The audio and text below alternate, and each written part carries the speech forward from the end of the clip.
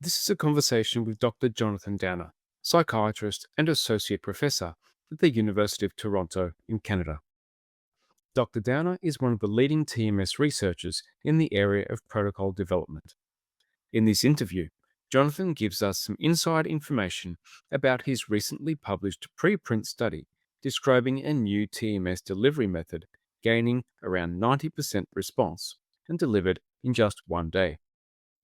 The ramifications of this could be wide ranging, in that TMS accessibility for mental health patients is becoming easier and cheaper.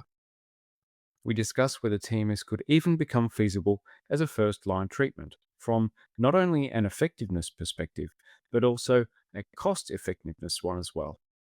Here is our conversation. Hi, and thanks for joining me. I'm Dr. Trevor Brown, Academy Manager for Neurocare. Thanks to Neurocare for sponsoring this and allowing me to bring it to you for free and speak today with Dr. Jonathan Downar, Psychiatrist and Associate Professor at University of Toronto. Hi, Jonathan. Thanks for reaching out to chat with me about this new study of yours. How are you? Good to see you again, Trevor. How are you doing? Yeah, very well, thank you. Well, Jonathan, this is the third time we've had the pleasure of your company in Neurocare, and thanks again for chatting with me today. If anyone listening would like to hear more about you, your background, or the research that you've done, please go and find those earlier discussions. You'll find that fascinating to hear all about Jonathan. We spoke about some of your earlier research into transcranial magnetic stimulation, or TMS, a treatment that's classically known for assisting patients with treatment-resistant depression, and in particular, your role in developing new TMS protocols. In our second interview, we spoke about the neural circuitry of courage. That was a really free-flowing interview that we heard all about your theories and philosophies about that. A very interesting interview. And today we're going to be mining all of your knowledge and on all of those things that we discussed previously, and sort of place that into your recently published new TMS protocol called the 1D trial. Has yielded amazing clinical results, gaining around 90% response. And you've called it 1D trial, not just because it was delivered in one day, but I'll leave it to you to describe that acronym for us. And but thanks for reaching out, Jonathan, and to chat with me about this publication. Congratulations on the great results achieved by your patients. Over 90% response rate, and was it over 70% remission rates as well? Is that right? Am I hearing correctly? Yeah, in this particular group, that's what we saw. And I just say the notes of caution, of course, are that the 1D article so far, it's a preprint. It's still going through the peer review process, so it's very early days yet. But the results were unexpected enough and striking enough to us that we did decide to follow the path of some other labs that have been releasing their papers as preprints to get community feedback before the actual publication. So in that spirit, we've put it forward, and there's been, I guess, a lot of community response over the last month or so since it's gone up. And part of the talk today is to sort of to be part of that dialogue while we're waiting for the peer review process to go through, to talk a little bit about what these very early results might mean for the science of TMS and for the field and for patients in the real world. Yeah, great. So enlighten us straight away. What does 1D stand for? Yeah, so 1D is following in the footsteps of the original 3D trial in 2018, in which we were able to show non-inferiority of the 3-minute theta burst treatments versus the more conventional, older 38-minute 10 hertz treatments. Following on that, there was a bilateral study headed by Daniel Bloomberger, also called the 4D trial. And there is a pending 5D trial, but it's by all the same group of people. So that's PI of Dan Bloomberger over at Center for Addiction and Mental Health in Toronto, and of course my friend and colleague Fidel Vila Rodriguez over at University of British Columbia, with the involvement of our collective mentor Jeff Daskalakis, who's now at UCSD. Great. And so 1D. Yep. So let me unpack the acronym a little bit. So we've had 3D and 4D, and then 5D is on its way. 1D is specifically it's the idea is it's an optimized neuroplastogen enhanced regimen in this case for the treatment of depression. So that's 1D. And the acronym is apropos because the idea is that we're simply asking the open question of how much could be accomplished for patients with a single day of treatment if we tried to do everything we could think of to boost the response up a little bit. I'll give the context that we weren't necessarily expecting a particularly high response. It's just we had been, there was a very specific problem which this was designed to address, and that's that although TMS, as you alluded to, is becoming very effective for patients with depression, one of the downsides is that on the conventional once daily schedules, it's a lot of visits into the clinic, and it's completely infeasible for people who live far away from a clinic or people who have mobility issues. And there are busy schedules, and there are just a lot of reasons why people simply can't make it in for 36 days. Now, partly for that reason, it was really encouraging when the Stanford group led by Nolan Williams came out a few years ago with a 5-day accelerated program called the SAINT protocol, which of course has drawn a lot of enthusiasm, both for the high remission rates and for the ability to get things done quickly. But what's interesting is if you delve back into the literature, the very first accelerated paper ever done was a day and a half of stimulation. This is Paul Holzheimer leading a study back in 2010, just a few mere months after I'd opened my own clinic up. And he had brought people into hospital for 1.5 days, and he gave them 10 sessions on the first day and 5 sessions on the day after that. And despite only delivering 15 sessions, they saw remission rates of almost 30% and response rates of over 40%. At the time, you would assume that after a result like that, other people would pile in and try to replicate or refute it and so on. But the strange thing is that it sort of fell like a drop into the ocean of the TMS literature and just vanished. And for years, nobody else actually tried to do a one-day treatment ever again. But I did have patients who had talked to me and said that for them, even coming in for 5 long days would be too much of an imposition. And they were simply asking me, patients often ask really great questions like, if I just come in for 1 day, what are the odds that this would work for me? And the reality is we actually didn't know. I mean, I could quote this 1.5-day paper, but back then it was still 10 hertz stimulation and they were doing 10 a day and they weren't using all of the possible techniques that could have been used. So I didn't really know what to tell patients when they said, what are my chances if I come for 1 day? What are my chances if I come for 2 days and 3 days? And so we simply decided to set out and offer treatment to patients who are willing to come in for a day, but not willing to come for 36 days. And of course, if they were going to try this out, and if they were on their own recognizance that we weren't sure whether it would be a waste of their time or not, we would at least do everything we could to try and speed things up and give them the best chance. The first thing we would try to do would be to not use the 10 hertz stimulation, but use the FDA-approved 3-minute theta burst stimulation, because that offers a very quick response. The second thing is, although traditionally an interval of 60 minutes is used, Andre Brunoni has recently published a paper using a 30-minute interval, and some preclinical evidence also suggests that with theta burst, although 15 minutes might have been too tight, that 30 minutes actually did allow for a second push of plasticity. This was in a paper by Charlotte Netkoven and colleagues back in 2014. So there were some preclinical and some clinical suggestions that it might be possible to use a 30-minute interval, at least for some people. And that would give us 20 sessions to work with instead of 10 sessions. Now, 10 sessions is not normally enough to do anything with. Let's be clear. 20 sessions seems to be enough sessions for fast responders. And fast responders represent about 20% of TMS patients. And they are people who seem to be able to achieve remission in about 20 sessions of stimulation on a conventional once daily schedule. The only thing we could think of to speed things up there was drawing upon the results from a couple of years ago of my colleague Alex McGeer over at the University of Calgary. And he had come up with an interesting idea that maybe the way to boost the effect would be to see if we could give a boost to plasticity at the NMDA receptor by using an old medication called D-cycloserine, originally developed as an anti-tuberculosis medication, but later in the 1950s and 60s was actually shown to be a somewhat effective antidepressant. But in most recent literature, it had been known as a plasticity enhancer, a partial agonist of the NMDA receptor, which we think is sort of at the core of learning and memory, as well as at the core of how TMS rewires the brain to establish and create its enduring effects beyond the period of treatment. So interestingly, in his JAMA Psychiatry article in 2022, Alex McGeer was able to demonstrate that if he brought patients in for 20 days of stimulation, then, as you might expect, the fast responders got better. So about 18% of people were in remission, if I recall the numbers correctly. But if he offered them D-cycloserine to be taken about an hour before the session, even if you only did that for the first 10 days, the remission rate was already up to 40% and the response rate was up to 70%. So more than a doubling of the remission rate. And then the question would become like, would you get an even better result if you could somehow apply D-cycloserine to all the sessions?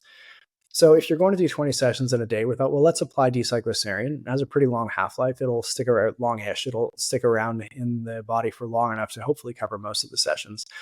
And the other thing we could do chemically to enhance plasticity, which I'll say as a disclaimer, I don't think we need to do this anymore. But in the 1D preprint, we did also give people a light dose of the stimulant Vyvanse based on results out of the UCLA group led by Andy Luchter as the senior author, who found that people on light doses of Vyvanse or other psychostimulants had a faster response to TMS. I'll reemphasize that based on subsequent work, which we haven't published yet, we're not really sure that you need to do this. I don't think you necessarily need to bother with the stimulant. But in this particular episode, we were just trying to see what was going on. Right. And what we can do for people. And so that is the 1D regimen, at least at that time, would be offering people 20 sessions of 3-minute theta bursts every 30 minutes in a single day. About an hour before you start, they take a dose of 125 milligrams of D-cycloserine and a dose of 20 milligrams of Vyvanse. I was hoping that what we would get would be somewhere between 20 and 30% remission, somewhere between 20 and 40%, somewhere between what you would get if you did no D-cycloserine for 20 sessions versus, Alex McGear's other result of 40. What we did not expect is two things. First of all, the response to treatment across the first 32 people who went through there had a very delayed onset. So unlike in SAINT, where when you're exactly on target with the MRI guided simulation, when you do a SAINT style protocol, they have published about 2 to 3 days as the median for how long it takes people to get better. So there's a sort of magic switch on Wednesdays for people. We didn't see that. We followed people out for 6 weeks. And we found that you actually did get some remitters, but if you measured the day after treatment, really nobody really noticed anything. So it wasn't like ketamine. Even 2 days later, most people hadn't really noticed very much. A week later, though, about 20% of people had reached remission on standardized scales.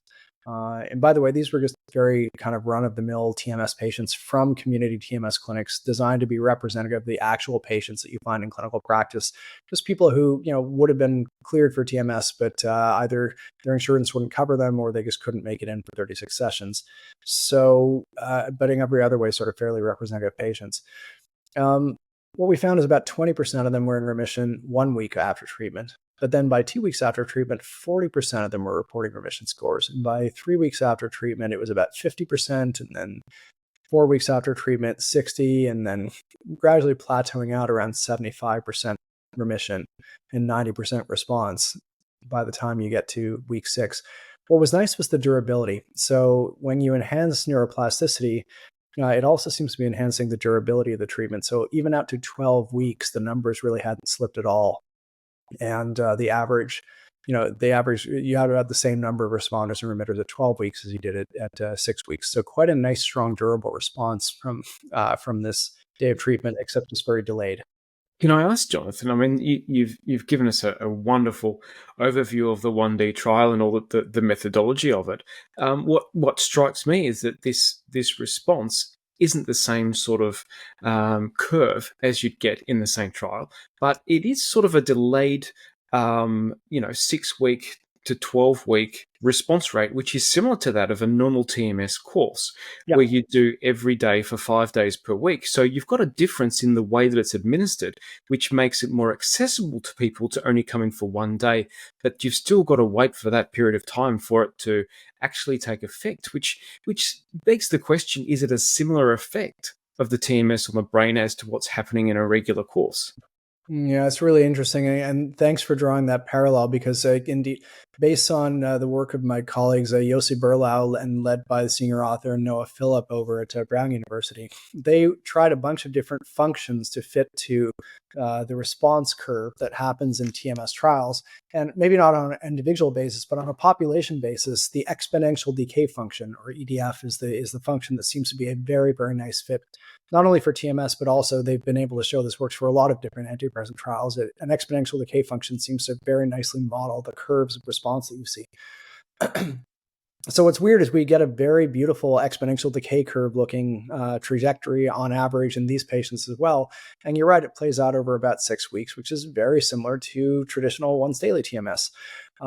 So not, but there are a couple of key differences. First of all, not likely to be suitable for a high acuity patient. So if you're an emergency room patient or you're in the ward and time is of the essence, then this 1D protocol probably isn't going to speed things up for you all that much. And then something more like the SAINT protocol is probably the way to go, because that's the approach that's going to offer a faster response. It's going to be essential in a high acuity situation. But for the patients who are outpatients who have maybe very severe depression but not high acuity, then if you have the weeks that you can afford to wait. What's interesting in this is we didn't do any personalized targeting to achieve these results. It was just a very standardized scalp target. So Can you just that's what explain happened. that for us, for listeners who are new to Sure, TMS? absolutely. So the stimulation was delivered over the left dorsolateral prefrontal cortex, but there's a lot of ways to find the left dorsolateral prefrontal cortex. You can use the 5 centimeter rule. You can use the BMF3 electrode. If you have SAINT, you can go and get an MRI and process it and find a personalized target. And there are other open source algorithms like the TANS from Connor Liston's lab and Chuck Lynch's group that also do this. So there are a lot of different ways of localizing it. We made use of a scalp heuristic just based on head measurements. It wasn't quite BMF3. It was actually based on Sean Siddiqui and his colleagues' work on causal network mapping of depression, where they, in a model-free way, they were able to identify a specific spot on dorsolateral that, based on lesion and stimulation studies, seemed to be most tightly coupled to depression outcomes. So we positioned the coil over that particular spot using scalp heuristics, and that seemed to be, it's not that far off the 5 centimeter method actually. And that is where we mostly saw the results. Right, fantastic. So this is able to be done without MRI, just using a scalp, pencil and cap sort of method to find the location. It can be done, and it can be accessible in any sort of clinic that doesn't have access to MRI. That's correct. And then, of course, what the other interesting thing that I'd really like to see done is whether, those who have access to SAINT, what would happen if you use the personalized targeting of SAINT, but then also added on D-cycloserine, because that might possibly give you the best of all possible worlds, where you not only have the fast response, but you also have a nice, strong, durable response to treatment that is not less likely to relapse over time. Right, right. And so this D-cycloserine, we've always thought that TMS historically was based on long-term potentiation and neuroplasticity, and so that's the philosophy behind obviously using D-cycloserine. Do you would you so firstly, it's administered orally, isn't it? That's right. So D-cycloserine is it's available in most countries, and it's just generally administered as an oral capsule or an oral tablet, in which you want to take about an hour. Well, at least in the case of Alex McGear's work and in our own study, we had people take it about 60 minutes before the session. Right. And so if you were to reproduce this, replicate this study, you'd use it again, and potentially not the Vyvanse. Yep. So I think that's actually a really interesting point, because there are a lot of ways to stimulate the NMDA receptor, and there are other molecules out there that do this. Some of which actually don't fall into the category of prescription medications, but are actually found in the body itself under many quantities, and so they qualify more as supplements than anything else. And the ones that come to mind there, instead of D-cycloserine, there's also D-serine, which is a right-handed amino acid. It is also known to be an NMDA agonist. It doesn't get into the blood-brain through the blood-brain barrier quite as easily, so you do need to use higher doses. Um, and in fact, this week we have just started a sort of a reboot of the 1D study, where this time around we're using this non-prescription D-serine instead of D-cycloserine, because that may turn out to be even more accessible for people. I don't know if it'll work. We don't have the results in yet, but we are going to see what that does. There are also molecules like sarcosine would be another example of a supplement that is non-prescription, and also is known to have some activity at the glycine transporter and the NMDA receptor. So there are a lot of different molecules that work on this plasticity enhancing receptor system. D-cycloserine is one of them, and it certainly seems to have a good track record in the very limited number of studies that have tried it. But there are other molecules out there, and so it'd be one of the interesting points of discovery for the next few years is going to be figuring out which molecules can accomplish this effect, and whether D-cycloserine is the only one, or whether there are other similar molecules that could also do the job. Would you anticipate that there are any contraindications to what medications patients are on before taking an NMDA agonist like this to try to stimulate neuroplasticity? Or D-cycloserine, so D-cycloserine is reckoned to be a fairly safe medication for most people. There are one could go through there. There are a bunch of in the insert. I guess let's put it this way. In the setting of tuberculosis, the typical dosing is 250 milligrams twice a day for quite a long period of time. This is one dose ever. And just to clarify that, you're only taking the D-cycloserine on the single day of treatment. You're not taking it on any of the subsequent days or weeks, so that the medication is only given for one day. And it's actually not even a full capsule. It's just a half dose of 125 milligrams of D-cycloserine. Alex McGear's work managed to find that they were able to get the effects with even less, with 100 milligrams. So, the safety profile is expected to be relatively benign for most people, with the caveat of checking with the pharmacy and checking for drug interactions and so on and so forth. Great. So side effect profile is good. Accessibility for psychiatrists around the world is generally going to be good. It's we're looking at off-label, and different regions have different laws, of course, of how they can administer this. But I'm sure a psychiatrist in most regions would have access to this. It's definitely off-label prescribing. It has varying availability. Some countries, it's actually seems to have run out because it's such an old medication, a bit of an orphan drug. There are plenty of countries where it's approved, but there are, in Canada, for example, there is not a current supplier of D-cycloserine, and so various folks are at work on how to remedy that. In the United States, it is available, but it can be hard to find. And then in other countries in the world, hopefully, it is a bit easier. Correct. Okay, so you're quite right that every country has to check in on their own local regulations regarding off-label prescribing. What is helpful is that there is an evidence base for this molecule as an antidepressant all by itself. So if you have a patient who's coming for with depression as part of their symptoms, then it's off-label, but it is also off-label with some literature suggesting that it does indeed have an effect all by itself on depression. Right, great. Okay, so we've spoken about the accessibility of it, the methodology of this 1D trial, not using MRI targeting, using iTBS, which is of course that 3.5-minute protocol, 600 pulses, 120% of motor threshold you used. A lot of people have used 90 to 100% iTBS protocols recently throughout the world. How did you find that, the tolerability of 120%, and were you thinking about 90%? That's a great question. Traditionally, or at least according to the original FDA-approved protocol of O'Riordan and colleagues in 2007, that was 10 hertz at 120% of motor threshold. Theta burst has traditionally been delivered at lower intensities, but in the 3D study, we didn't want to vary that variable, so we also targeted 120% of motor threshold for the theta burst.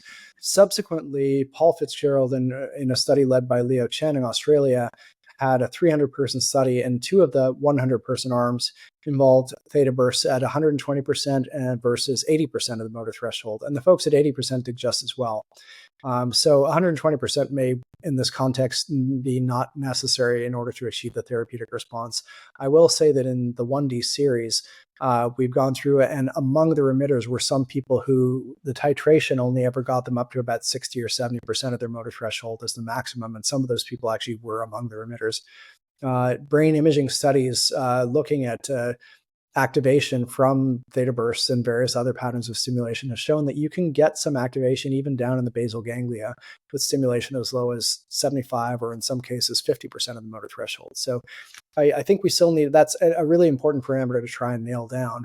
There's nothing wrong with getting a person to 120% if they can tolerate it, but I also think we need to think carefully about whether we should turn people away if they simply can't get to 120%, given that SAINT is at an adjusted 90%, lots of people are using 100%, and now Paul Fitzgerald and Leo Chen's study is 100% of 80% of the threshold. So yeah, I currently have been suggesting to people that since they've come for the day anyway, I don't know if there's a specific point at which you should just tell the person to go home and not complete the treatment. There may be some value in simply titrating the person up to whatever it is that they can tolerate without distress, and just trying to nudge that up gently on every session, and then just doing the best they can with it. Because even lower intensities than 100% of the MT do seem to be helpful and do bring some people to remission, maybe most people. Yeah, good point. Good practical point for clinicians, because I know that clinicians are gonna see this protocol, Jonathan, and right around the world they're going to say, "Great, let's just do iTBS every Mhm. 30 minutes and knock it out in a day." People are going to start doing this pretty quickly, and it's good to get practical results. What do you think about people, psychiatrists out there who want to jump in and say, "Beauty, let's do this"? Is it ready for use? Well, on the caution side, let's say I certainly know people who have already leaped in and have started doing it with selected patients. And I think there are kind of two principles to look at here, one of which, both of which involve patient consent and patient autonomy and so on. So certainly, I think any person who this is proposed to needs to know that this is literally based on a 32-person case study that's not even peer reviewed yet. It's just a preprint. And that so at this stage, the evidence base is not at the stage of even a single peer-reviewed study. That said, there are lots of clinics that will make adjustments to protocols based on what the patient can actually do. So and so there is a philosophy. There is one perspective on this, which is that nobody should be offered this protocol until it's gone through a randomized sham-controlled study of adequate power, et cetera, and regulatory approval. Another perspective on this is that some patients are well informed and they'll have read this and they're able to make up their own minds on things. And so what one would then do would be to sit down and have a detailed informed consent discussion, so the patient knows that that if they do this, they're signing up for something that still at this stage has a very, very slim evidence base.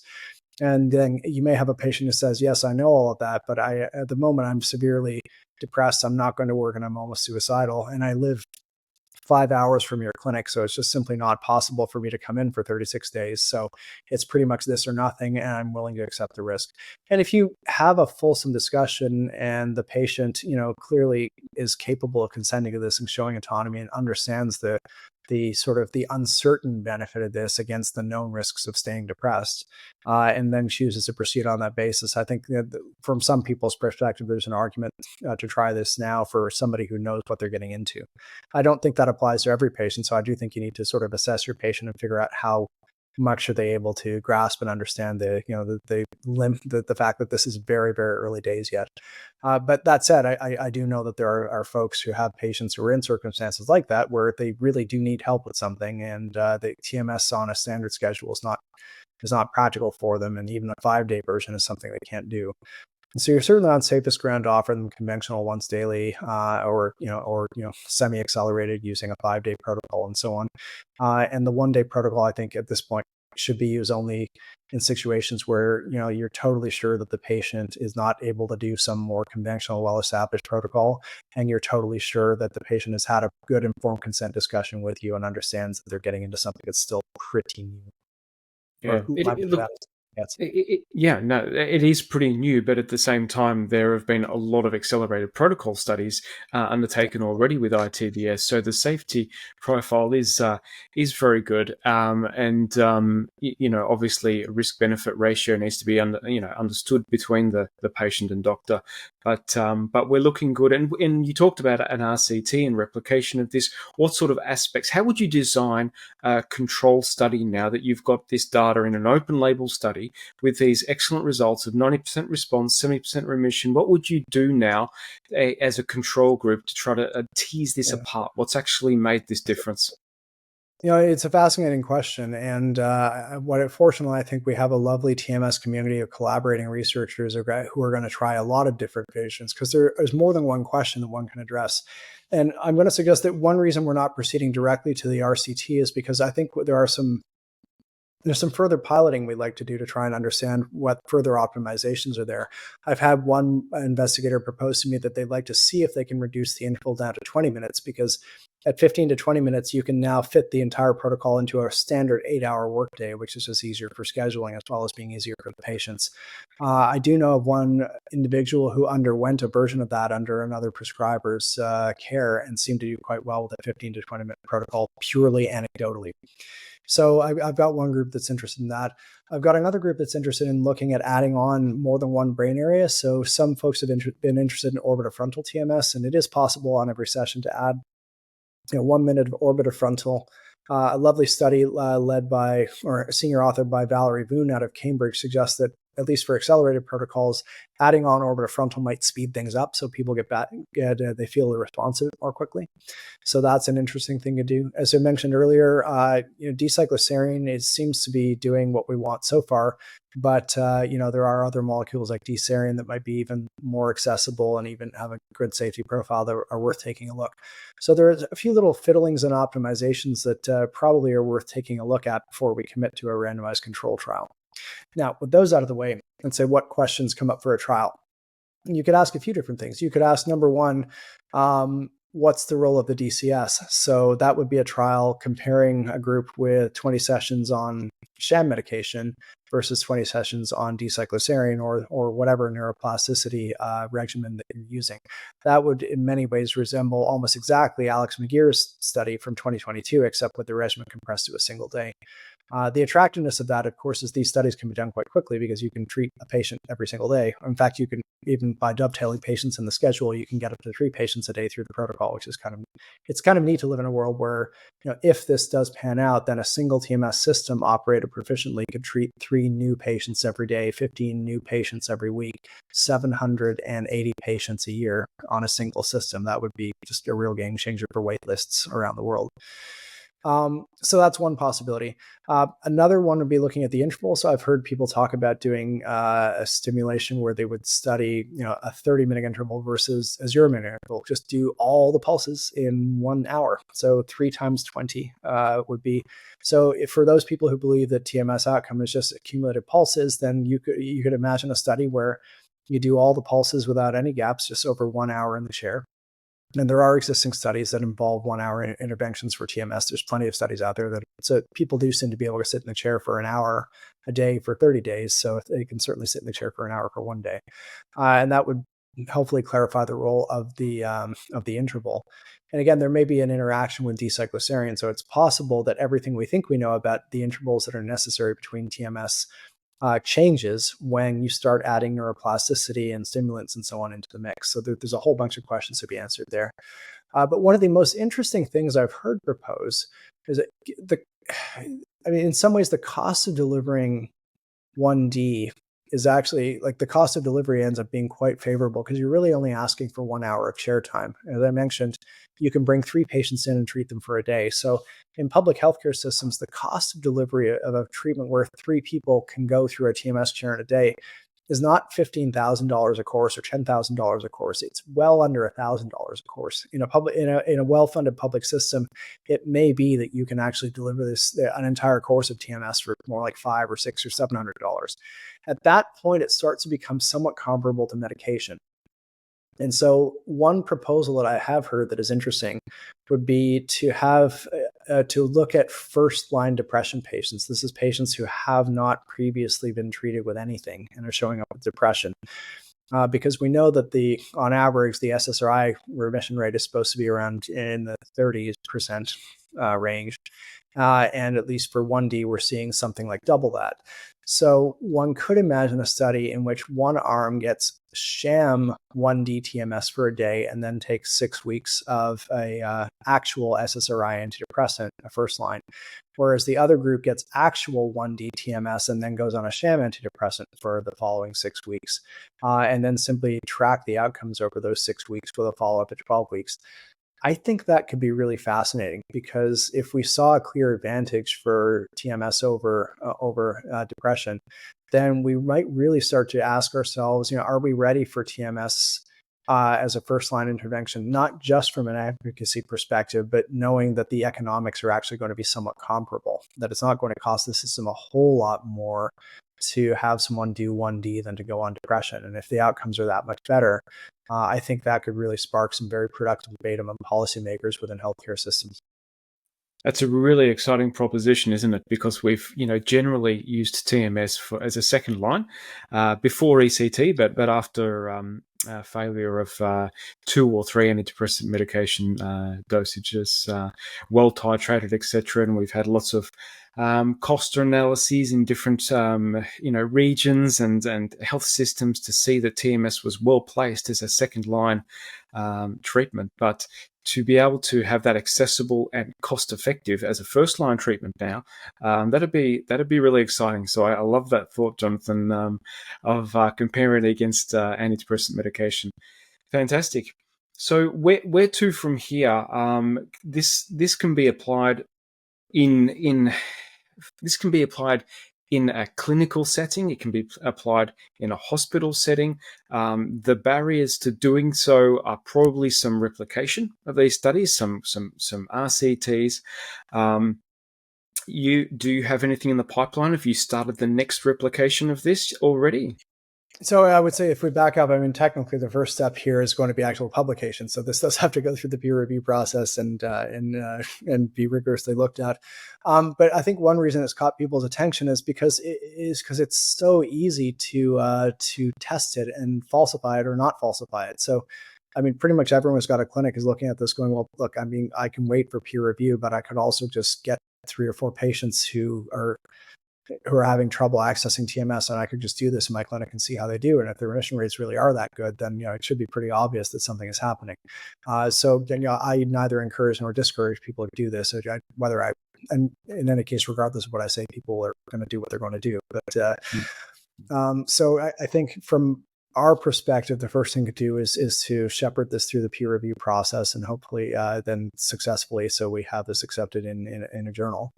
Replications are underway with variations on it. So as I mentioned, we are high priorities to look at what D-cycloserine is doing. We've started that this week because if so, that would greatly improve the access even further. There's high priority to see what would happen without the stimulant. And again, without having even pre-printed that, I will share that the early indications of the stimulant probably isn't necessary, and that if you just use the D-cycloserine alone, that you can do well there. And my personal communications with some other colleagues have suggested that to be the case as well. So before everyone starts going out and putting their patients on Vyvanse and all the rest of it, it's like you may wish to try it just with the D-cycloserine alone if you are going to go and do this. So I think those are the key things, is to spend the next few months further optimizing it and seeing whether we can use slightly shorter intervals, and is there any value in adding extra brain areas on, like orbitofrontal or maybe dorsomedial. I will say we have one case study of a person who did a dorsomedial plus orbitofrontal version of this. And so this is quite exciting and not part of the original series, but we have one of our non-responders, that is to say, one of the people who did the 1D study and showed really no improvement whatsoever. So they were in that 10% minority. They came back again, and we did this time they did dorsomedial plus orbitofrontal. And interestingly, that person's now on the pathway to remission with a Hamilton of 8 at last time we looked, down from a 20. So some of the non-responders look like they might actually be able to respond with a different brain area. And that's even more exciting because it means the success rate could potentially go even higher. So those are the kind of things that I think we want to sort out, spend a little bit more time sorting out before we commit to a particular randomized trial on a particular theme. But I do anticipate that we will be getting together with esteemed colleagues in the field. I'm kind of hoping that we can arrange for Clinic A to try this variation, Clinic B to try that variation, so we can quickly try and arrive at the one that looks most promising, and then all team up together to do some kind of multi-site trial. I'm quite excited to do that. And I'm optimistic that we could potentially launch into a trial like that before the end of the year. So this is particularly valuable, of course, for patients who live at a greater distance from the clinic. So just thinking about who this might be potentially used for. You mentioned before the SAINT possibly for the more acute patients. This one for the more chronic but severe patients who have poor accessibility to TMS clinics over a daily basis. But also you've talked about the different locations on the cortex that could be used: dorsomedial prefrontal cortex, the orbitofrontal cortex (OFC), and that also gives rise to the potential of treating other disorders than depression. correct? What, do you have any thoughts about the potential for using this in other disorders such as schizophrenia? Yep. So that's exactly right. And I believe, if I recall correctly, Alex McGeer published or at least presented at a conference, and I think hopefully is very near publication, on a data set where he was the first to try this in obsessive compulsive disorder with a dorsomedial variant, and was able to show that, and this was very encouraging, that a dorsomedial variant plus D-cycloserine was showing much greater impact on the Y-box scores in OCD. So that paper, I hope is, I may have missed it. Certainly it's been presented, and I hope it's out there in the literature anytime soon. So you will see in the supplementary material of the preprint that we did try a 1-day version of dorsomedial using the same protocol, because with a dorsomedial coil, in a patient with OCD, and that person went from a Y box of 26. They were a fast responder. They went from a Y box of 26 to a Y box of 7 the week after treatment, and they seem to remain in that range, in the remission range, even 3 months later.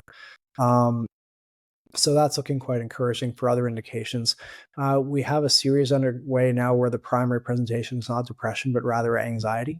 And so we're looking at not the HAM-D, but the HAM-A, in people who's, as I say, who is not primarily presenting with depression comorbid with anxiety, but on the other hand are anxiety comorbid with depression.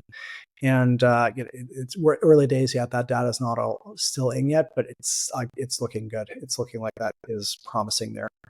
We can see already in the 1D trial here, you used the GAD to measure anxiety, and anxiety reduced as well. That's sort of what inspired it, that when we just happen to have the GAD-7 among the outcome measures, and in terms of percent improvement, there was, if anything, the effect size was slightly bigger on anxiety than it was on depression, just in terms of what kind of, in terms of percent improvement, in terms of the standard deviations, and the Cohen's d effect size. So there's so we think that this may be this feature of what happens when you enhance plasticity of TMS, regardless of where you're putting the coil. And if that's true, then that opens up some obvious indications where we should take a look. And those are indications where we have a very good evidence base that it's working, but in practical terms, it's often not feasible. One example of that is Parkinson's disease, where there are many studies targeting either primary motor cortex or supplementary motor area in Parkinson's disease with good outcomes, good sham-controlled trials, even meta-analyses and network meta-analyses comparing different protocols. So on the other hand, you just don't see vast volumes of Parkinson's patients coming into clinic once a day for 36 days to try and get a treatment for Parkinson's, for the obvious reasons that their mobility is limited. If this could somehow be compressed into a day, then these would be a group where you would really see a lot of benefit from that. The other group that comes out is, in the setting of Alzheimer's, there are a number of different studies by different groups suggesting that TMS of parietal regions, and in some cases dorsolateral, but especially parietal regions like the precuneus or the inferior parietal lobule, has some very promising looking effects in Alzheimer's, even if you only do a fairly small number of sessions over a period of a few months. So there's another situation where you have limited mobility, where folks often rely upon caregivers to get down to clinics. And so coming in once a day for 36 days or even for 5 days in a row could be challenging.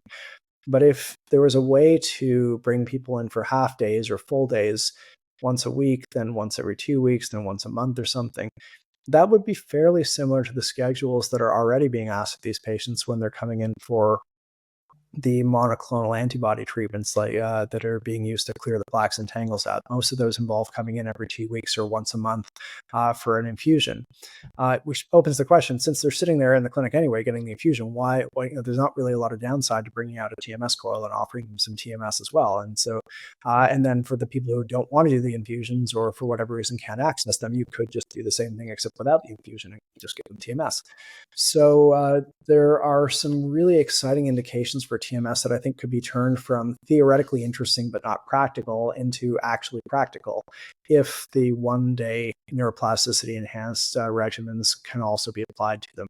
And top of mind for us right now would be Alzheimer's and Parkinson's there. Yeah. Fantastic. Well, there's a lot of exciting opportunities there, and this opens the door for a new frontier to open for mental health. Accessibility within 1 day. One of the major difficulties of TMS accessibility over the past has been getting a commitment from patients. on a daily basis for 30 or 36 days. And this really overcomes that, along with the SAINT protocol. You guys doing all this accelerated work is really advancing the field. So thanks a lot, Jonathan. It's been wonderful to talk to you again today. And anything else you'd like to bring up, or should we sum up there and give us a summary of your 1D trial? I think just the one last comment coming out of this is that I want to draw attention to a really lovely feature of the TMS community and of TMS research is just how empowering it is for researchers and practitioners to be able to move things forward on their own.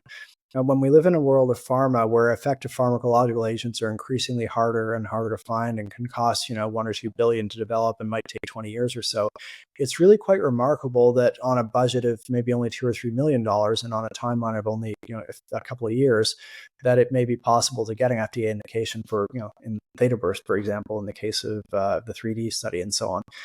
And so although there are a lot of questions to be solved, and although this is just a preprint, what's lovely is that if this were a new molecule for Alzheimer's or Parkinson's, this would be the sort of news report where you would expect that, okay, maybe someday 15 or 20 years from now, after much going back and forward, a highly expensive molecule may be available to a select number of people to have some effect on it. What's lovely is if this turns out to replicate and if it turns out to apply to other indications and so on, the people who will discover that will be us practitioners ourselves, members of the TMS research community, members of the TMS practitioner community, and we will develop it ourselves. And we will almost certainly be able to bring this all the way to the approval process on budgets that are 1,000 times lower than the budget of developing a very complicated pharmacological intervention. This is not to run down pharma in any way, because obviously there are life-changing interventions that have been developed, and the vast majority of people in that domain. But it's just nice to know that when we're working in the field of TMS, that to talk about something like this on a podcast with you is not something that's necessarily 20 years away, but it is something that may be just, where approval may just be a couple of years away, 18 months, 24 months. And what makes that possible is the collegial spirit of the TMS community, the fact that we do interact and we do help each other, and we do help each other to discover things and share each other's information and work together to do multi-site studies. It's a very different model of discovering new interventions, but it's been a very productive one. And it's a privilege to be just a member of this community where we're all kind of pitching in to try and move things forward, come up with better protocols, and figure out a way to get these excellent treatments out to everybody who needs them. Yeah, well said. And on that note, thank you again for reaching out to me and asking me, to be here again to describe this 1D, trial in your own words and talk about the ins and outs of it. And I highly, recommend and would love other researchers when you've got things to talk about to reach out to me, and I'm happy to advance the field forward as best I can and get things moving, like you said, make it more accessible for patients and treat as many people as effectively as possible. So thanks again, Jonathan. It's been lovely to speak with you. Lovely to speak with you as well, Trevor. It's always a pleasure. Okay, great, mate. Thanks. Thanks so much. Thanks for listening. We hope you got something out of this conversation, and maybe it sparked an interest in developing your skills as a therapist. If you're interested in taking the next step, head to lms.neurocaregroup.com to access a range of professional online training courses in neuromodulation techniques such as TMS, TDCS, and neurofeedback. If you're looking for where to access these therapies, head to neurocaregroup.com to find our network of clinics throughout the world. We'll put these links in the description below. You might also be interested in listening to our other conversations I've had in the series.